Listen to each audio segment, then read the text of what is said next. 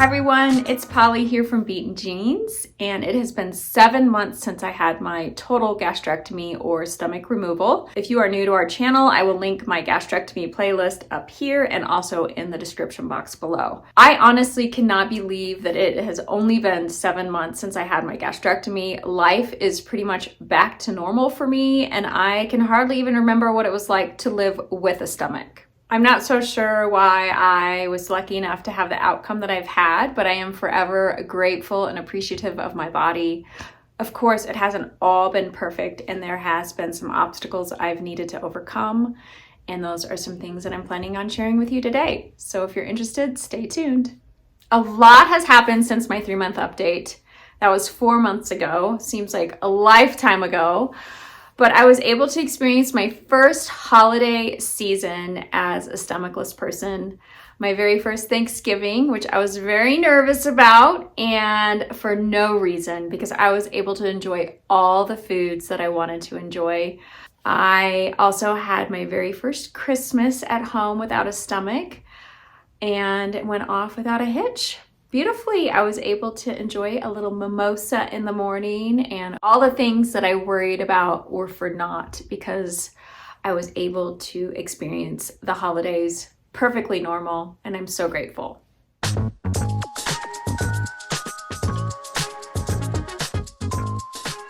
The first thing that I want to discuss with you guys is my diet and how my eating is going.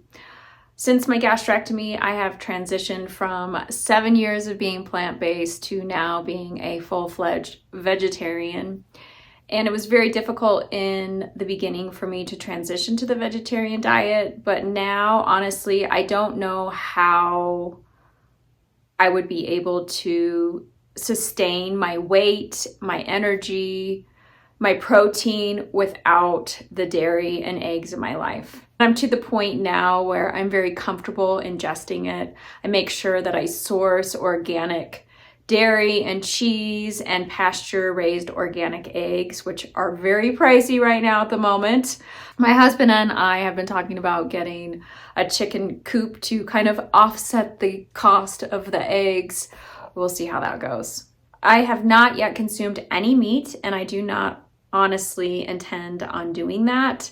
But if for some reason my body were to tell me that I needed to consume meat in order to have a healthy system, then I am not opposed to entertaining that. But as of today, I am a healthy vegetarian. If you follow Taylor and I on Instagram at Beaten Jeans, I pretty much post just about every other day what I'm eating. So if you're interested in knowing what I'm eating on the day-to-day, hop on over there and take a peek. And with that said, I have really not had any problems consuming anything that I want to eat. I'm pretty healthy with my food decisions. I try to be very well balanced with all my fruits and my vegetables, protein. I stopped journaling long ago because it just was almost feeling a bit like an eating disorder.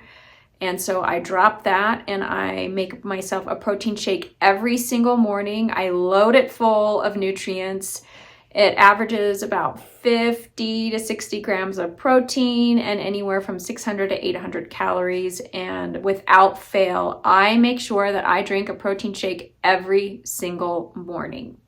That's almost about half of my calorie needs, maybe a little less, but knowing that I've had that protein shake in the morning really does release a lot of the stress around food through the rest of my afternoon. And the only reason why I say stress around food is because in my former stomach life, I did not eat very much. I probably had 2 square meals a day, and now I'm eating, well, I'll get into that.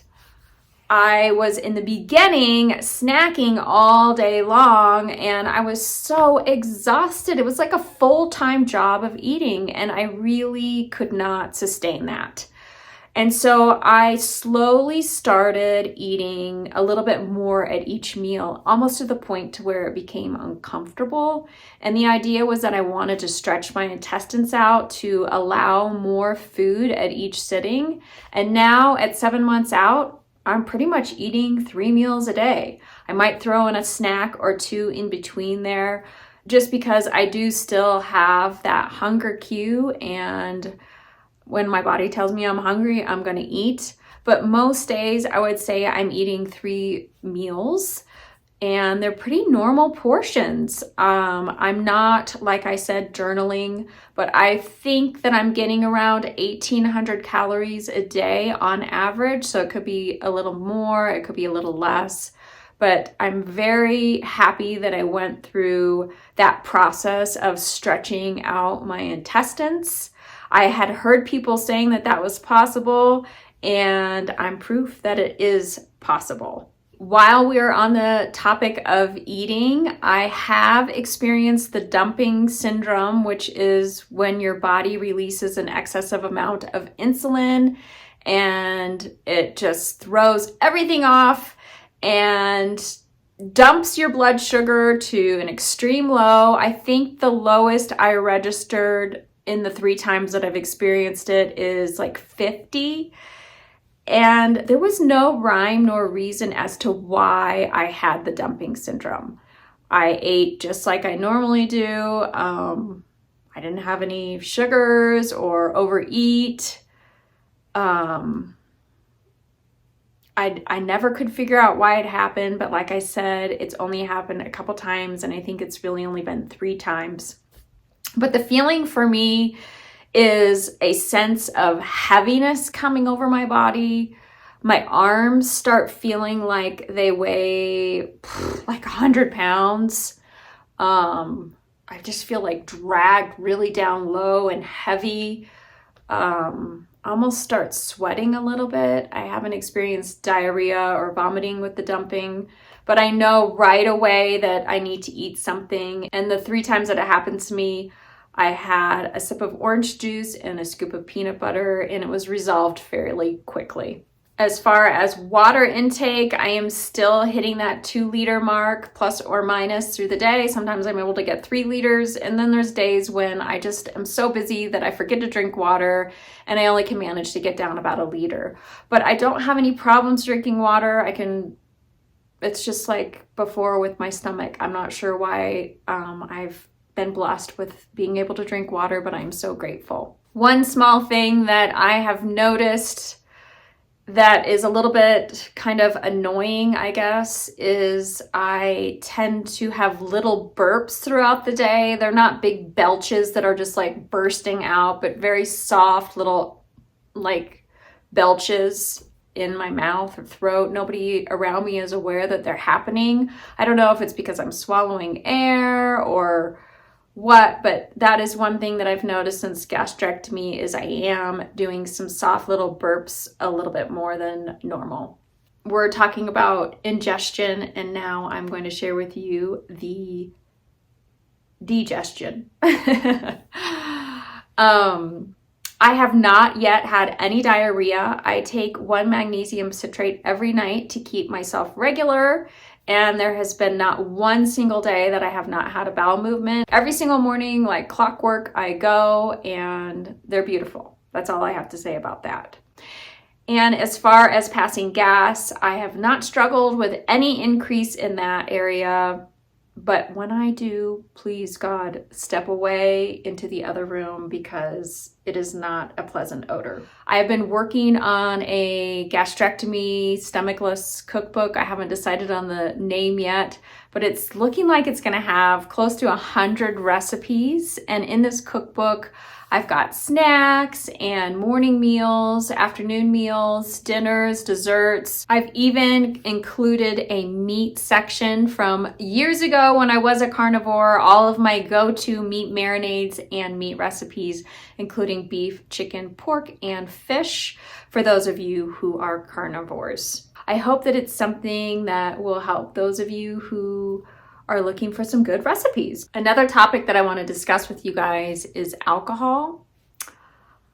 I have been dabbling a little bit in drinking wine and beer. I haven't tried any hard alcohol yet, but I am realizing that it's not worth it. And it's probably not the best thing for we as stomachache people to ingest. And the reason why I say that is that every single time I have a glass or maybe 2 glasses of wine or even a beer, I have a horrible time sleeping. I wake up several times in the night, I'm tossing and I'm turning, and it's only on those days when I ingest the alcohol. It makes me wonder what I'm doing to my liver and why am I having this hard time sleeping. And then I get to thinking about it. There's no buffer. The alcohol is just going in and straight to the liver. That's probably why when you have a sip of alcohol, you feel that intoxication right away, and then it goes away quickly because it's going straight down into the liver, processing, and then you're sober again. And you need to take that next sip. I'm no doctor, but that just makes sense to me. So what is that straight shoot of alcohol doing to my liver? Now, all my lab values are normal. They're all within the normal levels. In fact, most of them are better than they were before my gastrectomy. But I'm concerned that if I continue to drink, something might happen to my liver. And I didn't have my stomach removed to create other issues in my body. So I will be minimizing my intake of alcohol. I've actually done the no drink January with my husband. But yeah, I'm not going to say I'm not going to drink it, but it will definitely be few and far between. What are your thoughts on alcohol and drinking without a stomach? Do you think it's safe? As far as my weight goes, since about, I think it was week 6, it's hard to remember that far back. I'd have to go look at my 3-month update, but I have averaged around 104 pounds. Now, I started at 113 pre-gastrectomy, so a total of a 9-pound weight loss. But my weight fluctuates so much from anywhere from like 102 to 106 on any given day. So I've honestly quit weighing myself. I might do it here and there just to check in on things, but I basically just go by how I'm feeling and how my pants are fitting. And I honestly haven't dropped any lower than the 102. And just recently, I have been hovering more so around the 105, 106 point. And now I don't want to gain any more weight. I feel so comfortable being in this smaller size, and I'm fitting into those jeans that I'd held onto for all those years, waiting to be able to fit into my skinny jeans. And I'm there now, and it feels fantastic. I'm really, really happy at this weight, and I'm hoping that I'm going to be able to maintain it. I am working out every day without fail. It's very cold here in Albuquerque, New Mexico, so I am using my Peloton on most days, where I'm either doing a hiking boot camp, a running boot camp, and those are paired with like a weight workout, upper lower. And I am still using my weighted vest when I'm on the treadmill. I am really worried about my bones because I know a lot of people have struggled with those. So when I did my pre-gastrectomy DEXA scan, the DEXA scan lady told me that the best way to maintain your bone health is to do weight-bearing exercise. So I have heeded her warning, and I am trying to work out with weights every single day. And I feel great. I feel fantastic. I feel stronger than I've ever been in my whole life. Of course, there's been days when I haven't been able to work out because I've been sick or been on vacation, and that's okay. I'm not going to beat myself up about it. I'm just doing the best that I can and bringing it when I do bring it. Just this last month, I was able to go on 2 ski trips. One in Vail, Colorado, and another in Park City, Utah. And I was a little nervous about how my body would react to full days of skiing. And I didn't have one single problem. Both ski trips, I skied 2 days back to back. I brought with me a bottle of water and a protein bar. And of course, we had lunch at the lodge midday, and I did great. Not one problem. I kept up with everybody. We even did some black diamonds, and it felt fantastic.